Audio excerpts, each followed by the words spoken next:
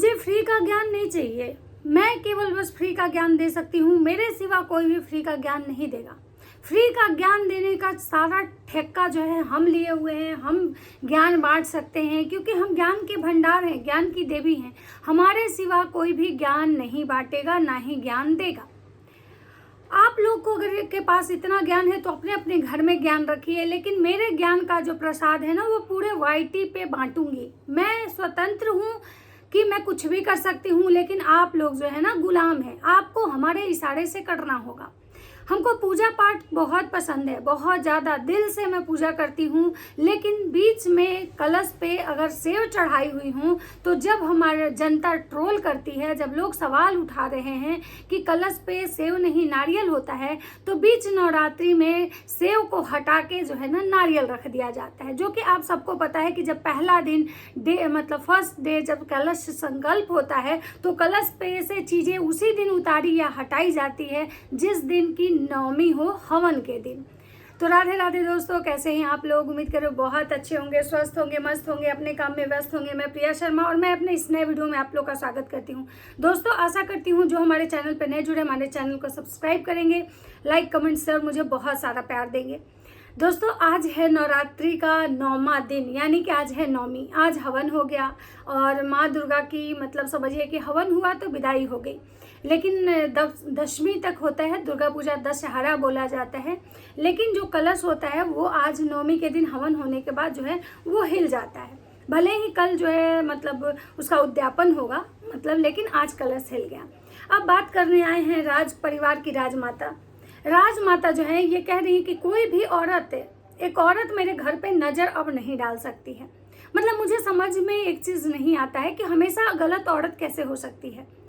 ये जिस औरत को टारगेट करके बोल रही हैं, जिस औरत के बारे में ये सारी बातें जो ये बकवास कर रही हैं, जो ज्ञान दे रही हैं, क्या वो औरत अकेले जिम्मेवार थी इस चीज़ का? अगर इनका बेटा अच्छा होता, अगर इनका बेटा उस औरत के पास नहीं जाता, तो क्या वो औरत ज़बरदस्ती इनके घर में घुसती? वो औरत इनके परिवार पे बुरी नज़र डाल रही है, तो ये लोग उसके परिवार के साथ क्या किए? इनका बेटा जो कुछ भी उस औरत के साथ किया, क्या वो सही था? एक औरत अकेले जिम्मेवार कैसे हो सकती है? मतलब बोलते हैं ना कि ताली दो लोगों में बजती है, झगड़ा दो लोगों में होता है, प्यार दो लोगों में होता है। फिर अकेले एक औरत को बार बार टारगेट करना, बार बार टारगेट करना, मुझे लगता है कि ये अन्याय है, ये न्याय नहीं है। भगवान भी मतलब कहते हैं ना कि गलती जो जो किया है दोषी सबको बोला जाए, लेकिन माता जी की अदालत में सिर्फ अपने बच्चे इनके जो है सही हैं, भले वो लाख कुकर्म किए हों, लेकिन दूसरा इंसान हमेशा इनके लिए गलत होता है। ये अपने घर के लोगों की गलती को एकदम बहुत आसानी से माफ़ करती हैं, भूल जाती हैं और आगे बढ़ जाती हैं, लेकिन दूसरे को हमेशा ये टारगेट करती हैं। चाहे इनकी वो कन्यादान वाली बेटी हो, चाहे इनके जो मतलब जगत दीदी हो, या चाहे हर वो इंसान जिसका मतलब इनके परिवार से प्रॉब्लम है। माता जी कह रही हैं कि फ्री का ज्ञान देना कि यहाँ पे ज़रूरत नहीं है। फ्री का ज्ञान जो है ना आप लोग अपने अपने घर में जाके दीजिए। तो माता जी से मैं एक चीज़ कहना चाहूँगी कि आप जो दिन भर बैठ के बकैती करती हैं, जो फ्री का ज्ञान देती हैं कि हम ऐसे कर रहे हैं, हम पायल चढ़ा रहे हैं, हम बिछिया चढ़ा रहे हैं, तो हम लिपस्टिक चढ़ा रहे हैं, तो हम 56 भोग लगा रहे हैं, ये सब ज्ञान आपसे कौन मांगने गया था? कौन आपको बोलता है कि इस तरह का ज्ञान का प्रचार आके कीजिए कि देखिए गाइज हमारे यहाँ जो है इस तरह से करते हैं, आप लोग कैसे करते हैं? अगर आप फ्री का ज्ञान देंगी तो आपको फ्री का ज्ञान लेना पड़ेगा। आपको क्या लग रहा है कि आप खुद को मतलब क्या समझ रही हैं? वाईटी की महारानी समझती हैं खुद को कि आप जो भी भसड़ मचाइए सब उसको बढ़िया से एकदम बोलेगा जी जी, मतलब कि सरकार, जी सरकार, आप सरकार हैं वाईटी की, क्या हैं आप? मतलब कुछ भी आप बोल सकते हैं। आप फ्री का ज्ञान जो आती हैं रोज बांटने कि गाइस देखिए ऐसे किया जाता है, हम आप लोग को बताने आए हैं, सिखाने आए हैं। पहले खुद के पास अकल है जो लोगों को सिखाने चल रही है? क्या है आपके पास? कौन सा ऐसा गुण जो कि आप लोगों को सिखाने और लोगों को ज्ञान देने के लिए आती हैं, जो खुद को ज्ञानमती चाची, ज्ञानो देवी समझती हैं? क्या सोच के आती हैं? अगर फ्री का ज्ञान, अगर ये फ्री का ज्ञान नहीं होता ना, अगर आज जिस लोग को आप बोल रहे हैं कि फ्री का ज्ञान अपने अपने घर में जाके दीजिए, ये वही लोग हैं जिस दिन आपका बेटा जब मुंह काला करके आया था कहीं और से, तो ये वही लोग हैं ना जो फ्री का ज्ञान देने के लिए आपके सपोर्ट में खड़े थे। ये वही लोग हैं जो जिनकी बातें आज आपको बकवास लग रही है, फ्री का ज्ञान लग रही है ना, एक समय इनकी आपको बहुत ज़रूरत थी। ये वही लोग थे जो आपके सपोर्ट में खड़े थे। तो उस दिन आपको बहुत अच्छा लग रहा था, उस दिन आपको बहुत मज़ा आ रहा था कि लोग जो है हमारे सपोर्ट में खड़े हैं और सब बढ़िया है, सब बढ़िया है, क्योंकि लोग आपके सपोर्ट में थे। लेकिन जब लोग आपके सपोर्ट में आज नहीं है तो सब फ्री का ज्ञान दे रहे हैं। मतलब फ्री का ज्ञान अगर अपने अपने घर में लोग देने लगे, ठीक है, तो सबसे पहले तो मुझे लगता है कि सबसे पहला ज्ञान तो आपको बंद करना चाहिए। जो रोज आके जो बैठ के प्रवचन दे देती हैं, पूजा पाठ में प्रवचन देती हैं, जो कि पूजा पाठ आपको कुछ नहीं आता है। आप कहती हैं कि थोड़ा अपने अपने घर का पूजा पाठ दिखाओ। अरे सबके घर का पूजा पाठ देखने के बाद भी आपको अकल नहीं आएगी, क्योंकि आप सीखने में विश्वास नहीं रखती हैं, आप लोगों को जवाब देने में विश्वास रखती हैं। अगर किसी से गलती होता है तो वो ये बोलता है कि मुझे नहीं पता था, मैं अगली बार से ऐसा कर लूँगा या अपनी गलती सुधार लूँगा। लेकिन आपको तो ये भी नहीं पता है कि भाई चीज़ों को गलती होने पे कैसे मतलब आना चाहिए। आपको बस लगता है कि लोग मुझे टारगेट कर रहे हैं, मतलब जो लोग आपको सही गलत बता रहे हैं वो भी आपको लगता है कि मुझे टारगेट कर रहे हैं। एक बात बताइए, जितने भी लोग YT पे मेरे वीडियो देखेंगे, मैं सबसे एक सवाल करना चाहती हूँ कि कभी आप लोग ऐसा सुने हैं कि अगर कलशा पे सेव ही रखा गया, कोई फल ही रखाता है, अगर सत्यनारायण की पूजा होती है तो ठीक है, नारियल नहीं होता है तो कोई फल ही अगर रखा जाता है, तो क्या कलशा तब तक हिलाया जाता है जब तक कि पूजा समाप्त ना हो जाए? लेकिन आंटी जी का देखिए कि जब इनकी ट्रोलिंग होने लगी, जब इनको लोग बोलना स्टार्ट किए कि कलशा पे नारियल क्यों नहीं है, नारियल क्यों नहीं है, तो आंटी जी आसानी से वहाँ से सेव हटा के नारियल रखती। और ये क्या कर रही है, हम कलश नहीं बैठाए हैं, हम बस केवल ऐसे ही पूजा किए हैं। जब आप कलश नहीं बैठाई हैं तो वो आम का पल्लो लगा के जो फुल डेकोरेट करके जो वो मतलब पानी रखी हैं, जिसमें जल जो आप रखी हैं, वो क्या है? कलश आखिर होता कैसा है? कलश तो सेम वैसे ही होता है जैसे आप फुल्ली एकदम उसको डेकोरेट करके रखी हैं, तो वही तो कलश होता है। क्या कलश मतलब कुछ स्पेशल आपको अलग से लगता है? तो माता जी जो कुछ भी कर रही थी सिर्फ और सिर्फ कंटेंट के लिए कर रही थी। इनका कोई पूजा पाठ से कोई उद्देश्य नहीं था, इनके घर में कोई नवरात्रि नहीं थी, कुछ भी नहीं था। सब अपने अपने मन से जी रहे थे, खा रहे थे, जहाँ मन हो वहाँ जा रहे थे, कोई नियम धर्म नहीं था, बस सिर्फ और सिर्फ कंटेंट के लिए था। तो माता जी कहती हैं कि कुछ औरतें मतलब मेरे घर पे आंख गड़ा के बैठी है। अब आप ही लोग बताइए कि क्या वो औरत इनके घर में आई थी? कितने बार आई है वो औरत इनके घर में, और कितने बार इनका खानदान मतलब इनका बेटा और इनकी बहू उस औरत के घर में गए? वो औरत इनके बेटे को लात मारी थी, इनके घर वो नहीं आई थी, बल्कि इनका बेटा बार बार बार बार बार बार उस औरत के पास जाता था। तो इनको अपने बेटे को समझाना चाहिए था, अपने बेटे को ज्ञान देना चाहिए था। लेकिन ज्ञानमती चाची तो भाई हमेशा दूसरे को ज्ञान देती हैं।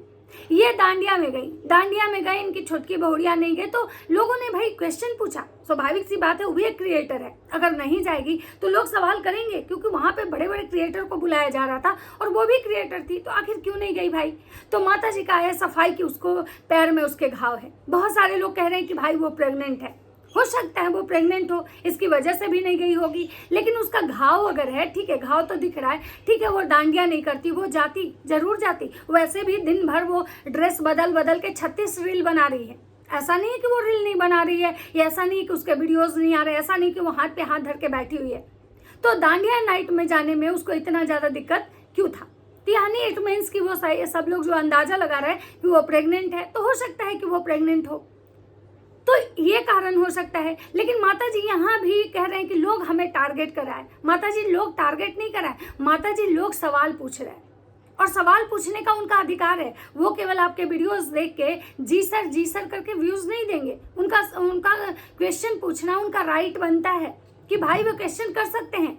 जब आपको सपोर्ट कर रहे हैं, जब आपका वीडियो देख रहे हैं, जब आपको व्यूज दे रहे हैं, तो उनका सवाल पूछना बनता है।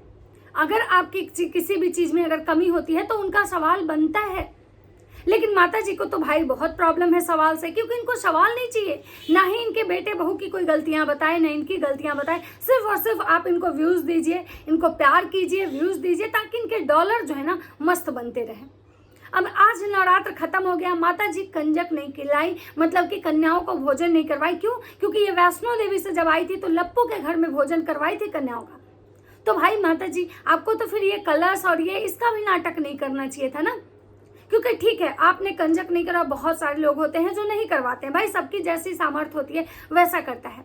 तो फिर लेकिन ये जो कहना कि मैं उस समय आई थी वैष्णो देवी से तो सब कन्या का भोजन करवा दी थी, तो इस बार इसलिए नहीं करवा रही हूँ, ये कौन सा लॉजिक है?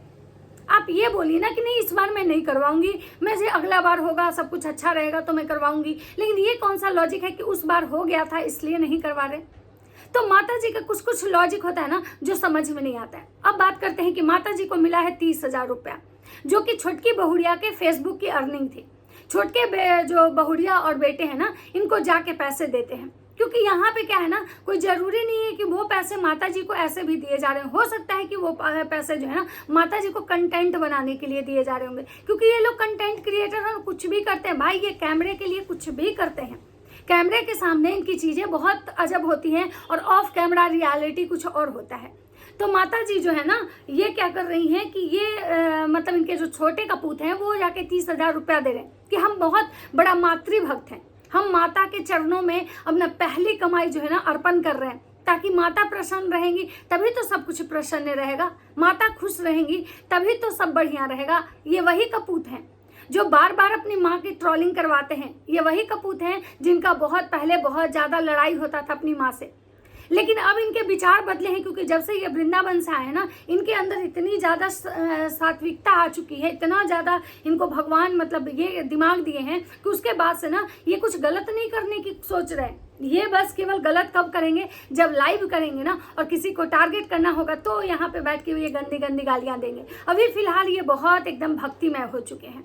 तो ये अपनी माता जी को जाके 30,000 रुपया देते हैं, ये अपनी माता जी को 30,000 रुपया देते हैं, लेकिन माता जी उस समय वो पैसे लेके रख लेती हैं और रिटर्न नहीं करती हैं। और पता नहीं या माता जी के दिमाग में ये बात आया या माता जी अपने वीडियो में कंटेंट बनाने के लिए ऐसा की कि माता जी दूसरे दिन जाती हैं, पूरे 24 घंटा बीतने के बाद 24 घंटा माता जी उस पैसे को अपने पास रखती हैं और तब जाके फिर अपने बहुड़िया को देती हैं, और वहाँ भी प्रॉपर जो है माता जी वीडियो बना रही हैं।